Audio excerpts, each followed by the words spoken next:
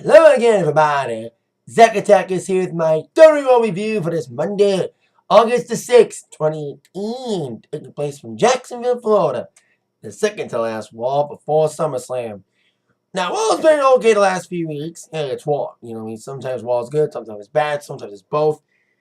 But with a lot of things happening in the world of wrestling, with SummerSlam 2 weeks away, G1 Climax ongoing, and All In coming up, which announced today its broadcasting deals. It's going to be on pay-per-view, Fight TV, and it's going to be on Honor Club. And I'm on Honor Club. Yay! So it's going to be free for me. Yay! Be able to watch it. I didn't think it was going to be on Honor Club because half the roster on All In's not even Ring of Honor people. But I'm looking forward to it. I may make a review. Maybe not. Anyway, with all that happening, Raw needs to heat up as we get towards SummerSlam. And tonight's Raw was okay. We had a couple things made for SummerSlam. Couple we didn't want to see at SummerSlam, but we are getting it. Plus, a match that could be at SummerSlam is next week. And we had a return. No, not that return. It wasn't the return we wanted or expected. But it was a person I've been wanting to see return. This person was out for a few weeks. Spoiler. I'm happy that this person's back, especially this person's group's been lost without this person.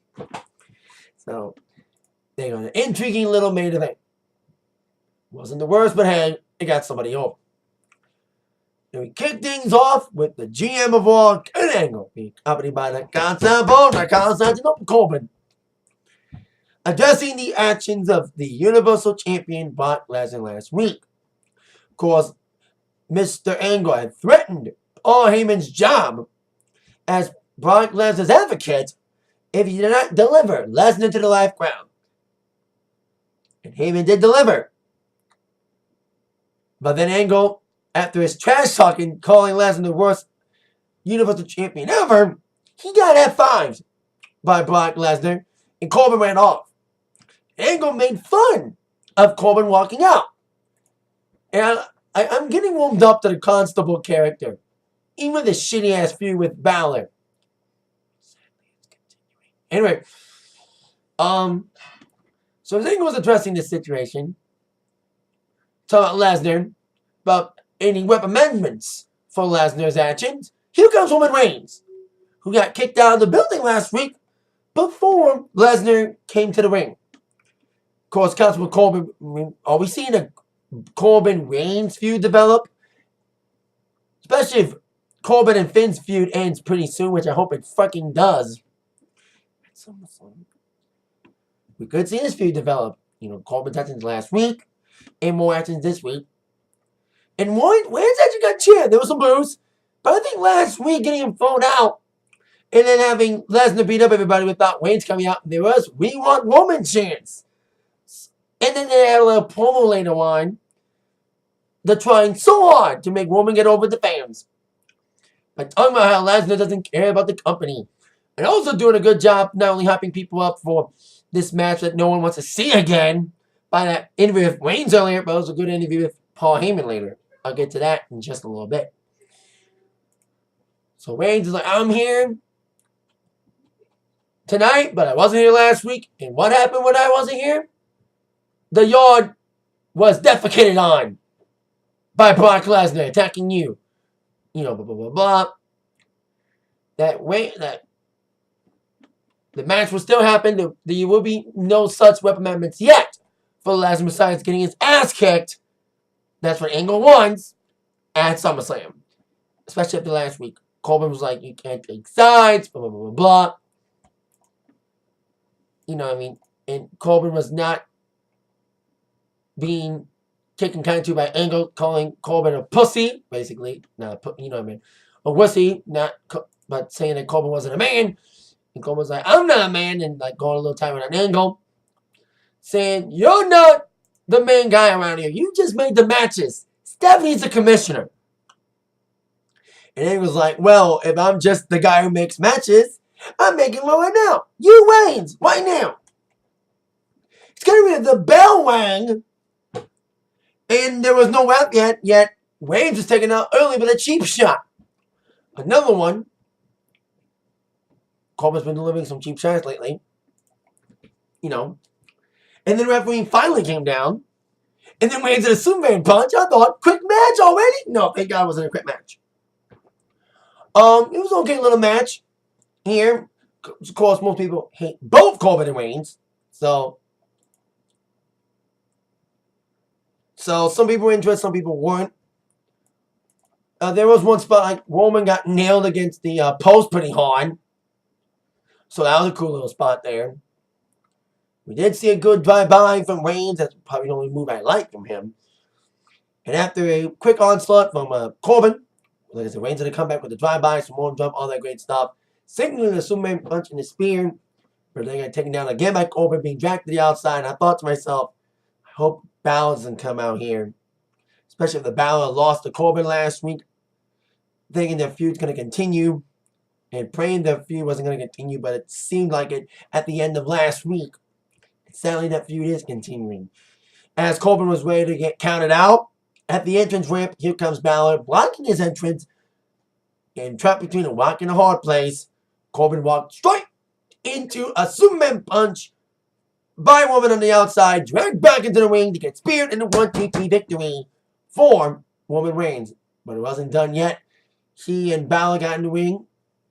And Reigns basically left Balor to his own devices, and he beat up on Corbin before delivering the coup de grace.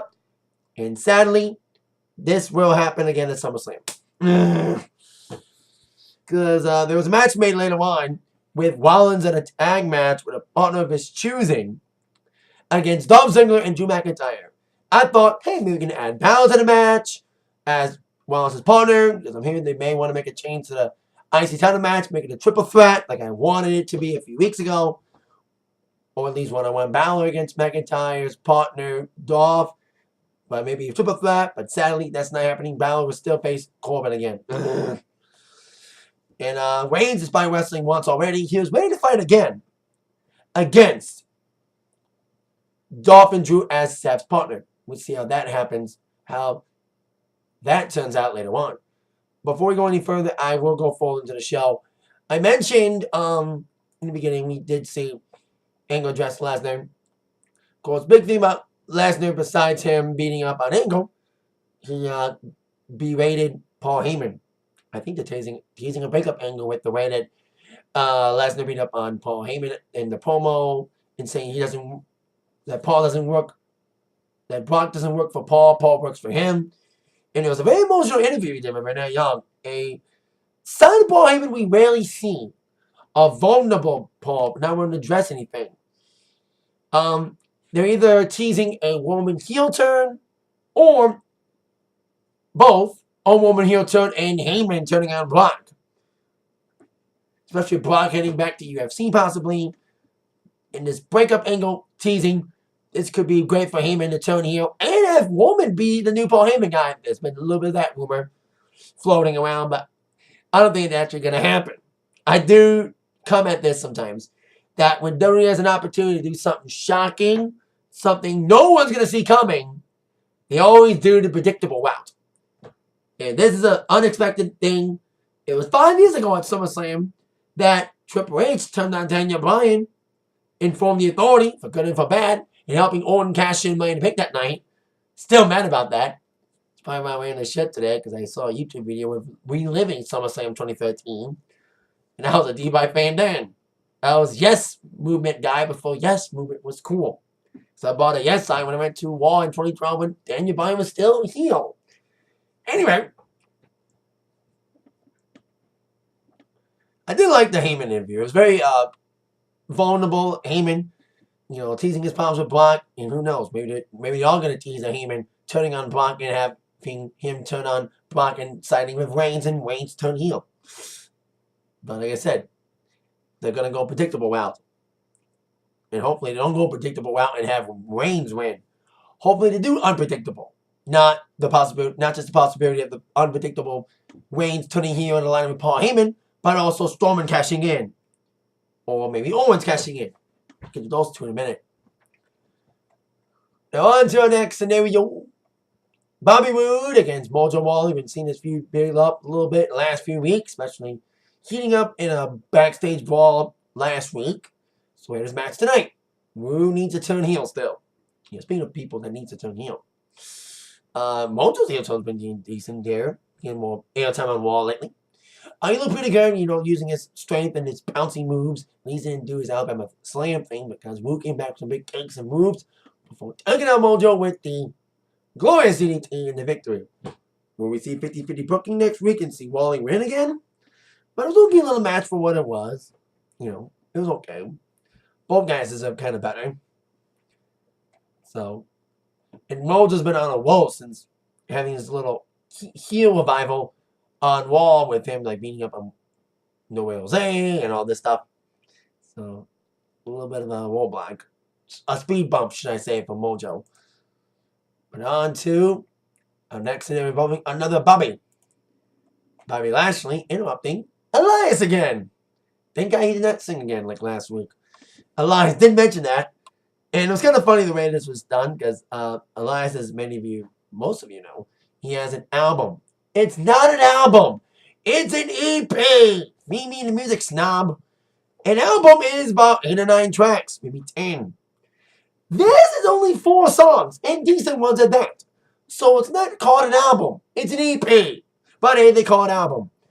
And there was a documentary, which I did see on the network, the Walk with Elias documentary, which I kind of liked and got a kick out of it. And Elias was like, I didn't like that documentary. It didn't show the real me. So he had another documentary crew documenting, and he was about to sing a song, and he was like, can you guys move over here or suck with me? It was kind of funny seeing the movements. And I was thinking to myself, he's wasting all this time talking to the camera people about what position they should be in. Someone's going to interrupt them. Sure enough, we did see that interruption. As I mentioned, we did see Bobby Lashley interrupt Elias again. There was a bit of rumor about Lashley not having anything to do with SummerSlam, especially after losing the reins a couple weeks back and stuff for the number one contendership, and more especially after beating Reigns at Extreme Rules, all for nothing. But anyway, he berated Elias a little bit. He's insane. And Lashley didn't like Elias talking about him. Hey, this is the same guy that returned attacking Elias after WrestleMania. So they did a little trash talking from both guys. Elias would sneak attack onto Lashley, stomping him down before Lashley made the hero-like comeback with a big spine buster and signaling Elias' documentary crew to document Elias getting a vertical suplex to end the segment. So, there you go. Apparently these two are going to fight at SummerSlam. This might be the pre-show match. Especially for now. That's the key word, people. Is for now, the Cruiserweight title match is on the main show. Between Drew Gulak challenging Cedric Alexander. Almost said Cedric the Entertainer for a minute. But Cedric Alexander. So, as of right now, it's on the main show. But I hope they don't do the same thing they did at Mania and move it to the pre-show. The inevitable. And they had a little promo. I need to mention this before I forget. A little bit later on, they had a promo package talking about the matches at Mania. Coach, you botched. Hardy's no longer the United States champion. When you at Extreme Rules, you were commentating that night when Hardy lost to Nakamura. He's like, yeah, Hardy's still a champion, but he wants to beat up on his challenger. Nakamura's champion now. And after a fun interaction with Tyler Breeze and Seth Rollins, trying to make the super team CrossFit breeze us. It's corny. We're going to have a one-on-one match as Razor will be taking on Titus O'Neil, stemming from last week after Akam lost his match against Apollo Crews. So the times were wide at ringside, and of course, Akam ringside, quickly squasher. Razor getting his heat back, beating up on Titus and getting the victory. So I'm happy to get some heat back after the singles loss last week from Akam. So they split singles victories. This feud's being built like weird. Like the order of events in this feud are like completely out of order. You had 2 squash victories for AOP. Should have been the end of it. Then you got sneak attack from Titus O'Neil a couple weeks back. Then they won a singles match last week. And then the AOP got the heat back by winning a singles match this week. So it's like kind of weird booking this feud with the order of events here being slightly out of order in a typical feud. It should be like heel wins one week, the good guys win the other week. So it's like, weird how they're booking this one. And I do want to mention a clip they aired from a house show. No matter your opinion about Roman Reigns, about the way he's been booked lately, the way he's been shut down people's thoughts, the fact that he's once again main eventing a fucking pay-per-view against Brock Lesnar, you cannot help but like the person Roman Reigns, not the character he's portrayed and booked on television by creative. Especially I did see it over the weekend with him doing the Shield fist pump with a young special needs kid up front. And me, who also has special needs, can appreciate moments like that. So that's good he did that with a young man. That was awesome. Doing the Shield thing. I thought we were going to see that tonight, but we didn't. On to our next scenario. The KO Show talk show's back. As KO would welcome his special guest, Jinder Mahal. The Guru. Oh, Shanti. Shanti, Shanti. This is King now. Being demoted after a shitty feud with Woman. Anyway. Of course, Owens was bragging about the fact that Jinder defeated the Monster Among Men like he did in Extreme Rules, a beat by a count-out victory, but a count-out win.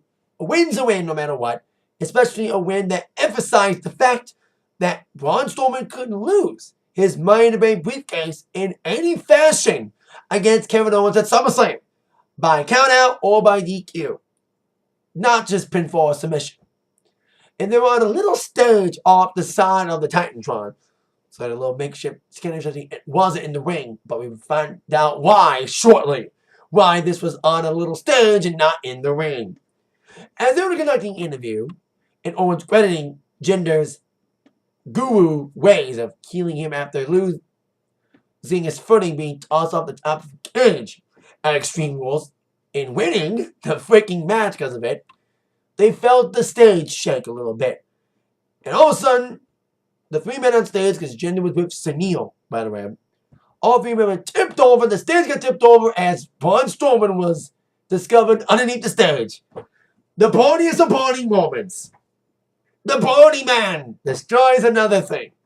That's his thing. You know what I mean? Braun destroys things, and it's fun. Some people may be like, oh, it's getting old. But to me, it'll never get old. No matter how corny it gets sometimes with the things he destroys or lifts, it's fucking Strowman, people. And you're going to get another match against Jinder. And once again, this emphasized the other way that Owens could win the briefcase. Last week, we emphasized on the fact that Mr. Strowman can lose his briefcase in a countout. This week, emphasized the DQ factor. So as Strowman was beating up on Jinder again in the ring, Owens was teasing the briefcase again, like stealing it again, a la last week. Got tackled once by Strowman, but then Strowman chased after him again, briefcase in hand. And Jinder came up to the Titantron as Strowman was attacking Owens in the ramp. And Strowman, with the briefcase in hand, he nailed it against Jinder. The match is still ongoing. Strowman got DQ'd for using a weapon outside the ring. Interesting. But, once again, emphasizing on the ways that Strowman can lose. This week, like I said, DQ got emphasized. But then Strowman would beat up on Jinder again with a running power slam. So, there you go. Now, on to our next match. A scheduled, keyword is scheduled, tag team match. As the Intercontinental Champion, Dolph Ziggler, who does not have his long hair this week, taking on with his partner, Drew McIntyre, Seth Rollins, and his supposed tag team partner, Roman Reigns. But after Corbin made a phone call to Stephanie McMahon after the absence of the opening segment, Angle was informed by Stephanie that Roman Reigns, since he only wrestled once, and she doesn't want to risk the SummerSlam main event, once again will not let Roman wrestle. Or once again won't let Roman get physical and something. First he got thrown out of the arena last week, and now this week he's being barred from wrestling twice. And Roman, who did not like the way he was thrown out last week, wanted to disobey authority, but Engel said, Stephanie stated that if you disobey her, you'll lose your title match. So we're going to stay in the back and gave a cheap shot to Baron Corbin to the ribs he hurt earlier. Once again, signaling a long-time feud with these two. I know they had a match, but hey, we can see a long feud, especially with Corbin getting involved in women's business, getting him thrown out last week, and making a phone call to Stephanie to have him not wrestle twice. So Rollins would have to go all alone. A lot of people, including myself, were kind of thinking about Dean Ambrose returning tonight. Even the fans were chanting, we want Ambrose. Sadly, as I mentioned earlier in the beginning of the video, we did have a return, but not Ambrose. Maybe the same as return for SummerSlam. Because they're going to waste a big return like that on a freaking wall. Even if it's before SummerSlam. They're going to save it for the big one. So, anyway, okay little match here. Rollins trying to out one of the numbers here. There was a spot there when Rollins took out Ziggler early. And Drew got legal. And Rollins was jumping up the top rope. Rollins got caught by Drew, but he botched the landing of it. Like he dropped Seth. He probably was going to caught him in midair and do a move, but he kind of dropped him. So kind of a botch there, but they recovered quickly from that. As Rollins would try his best to outwin the numbers with the big moves, the big clotheslines, even attempting to stop a couple times. But then the numbers were too much for the former IC champion, as he would be distracted with a clothesline from McIntyre, walking into a super kick from Ziggler in the victory for Dolph Ziggler. And they even hinted it earlier. Rollins needs a guy to one up on Drew McIntyre. It's been a thorn on Rollins' side since coming into the picture, being in Ziggler's corner and helping him win and or retain the IC Championship. Hinting that Rollins needs somebody. When we see Ambrose at SummerSlam, or even Jason Jordan, there was even that suspension. But I knew it was going to be a wah-wah thing. You know, we can dream about a return, but wah-wah. We got nothing. We would have a bigger wah-wah if it was just Reigns. I would have loved it to be Rollins and Balor, as I mentioned earlier, to set up a possible triple threat. And have Balor being it instead of the feud with Corbin continuing at SummerSlam, which it fucking is, sadly. Now on to a match done involving the Revival. Taking on the World Tag Team Champions. I like the new theme. Some people don't like the new theme, but I like the new theme. B-Team! B-Team! B-Team, go! B-Team! B-Team! B-Team, go! That's going to be catchy. I like that. You know, some people think it's too corny, but I think this relates to the characters more than Battle Scars. I know some people like Battle Scars, but to me and some others, Battle Scars didn't really describe their characters, the corny, lucky flute guys. This is corny and campy. Yes, it does have that Spirit Squad vibe with the cheering, but I like it. At least we're getting Revival getting some screen time lately. They defeated the leaders of Worlds in action last week, so they got an opportunity to take on the tag champs a beat in non-title action. So after Curtis got in, Bo got isolated early with the double team moves of the Revival. Dawson Wilder double teaming, quick tagging, isolating Bo. But as Dawson and Dallas took themselves out with clotheslines and were ready to go to their corners to tag in their partners, the lights went out and magically appearing all of the leaders of Worlds, Bray and Matt, taking out their partners, Axel and Wilder, and run to get the tag in. So in a DQ, the leaders of Worlds laying out both Bo and Dawson. Despite the rumors of Matt Hardy retiring after posting some cryptic tweets over the weekend and then revealing his back and pelvis have now eroded together. That's like Matt's always had knee problems the last couple of years. That's why he's been walking slower. It's long-term damage from a move he did off the top of a cage onto Edge in a cage match at Unforgiven 05. So now the damage is now taking him and now he's addressing it and teasing retirement. We thought we were going to get to retirement today, but we did not. So wish the best for Matt after he found out and revealed that his back and pelvis have been fusing together. That's the word. That was a little fused together. But now we have a match made for next week that begs the question, why isn't this a SummerSlam? Especially it may be a 7-hour show. A fucking 7-hour show. Triple threat for the World Tag Team titles. Revival, the Leaders of Worlds, and B-Team. The match that should be at SummerSlam is on the wall. Now, I would say AOP may come in and disrupt things, but this is triple threat, which means no DQ, no countout. So we can have a screwy ending with a purpose. So there goes that scenario. So why they're doing this on the wall? Who knows what they're doing? Maybe they're going to set up a one-on-one match at SummerSlam with two teams? Who knows? Maybe B team wins and it gets laid out by AOP after the match? We'll see.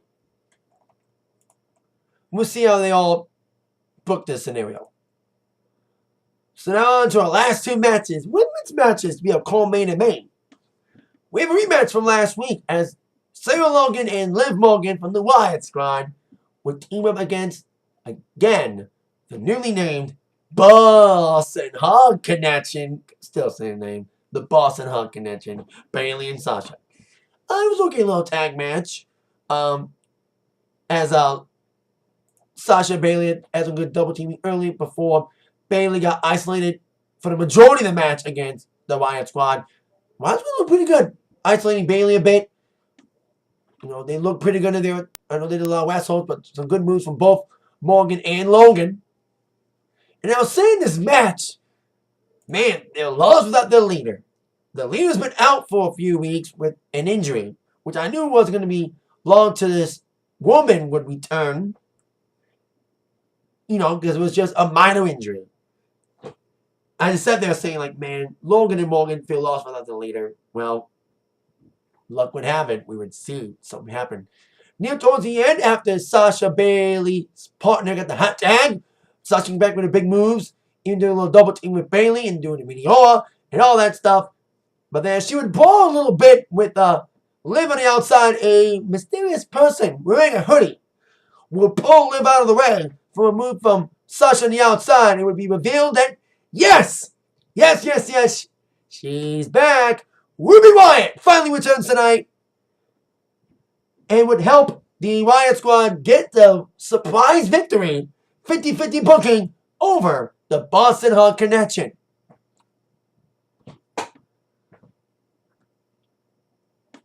So, there you go. The squad wins. Wyatt's back. I'm so happy she's back because she was doing good on Raw. Wyatt Squad didn't do well on SmackDown, but they moved the wall. Was a big one. Ruby's been impressing lately. Before injury, especially in a gauntlet match, she should have won. For an opportunity to challenge for the Raw Women's Championship at Money in the Bank. No, it wasn't Money in the Bank.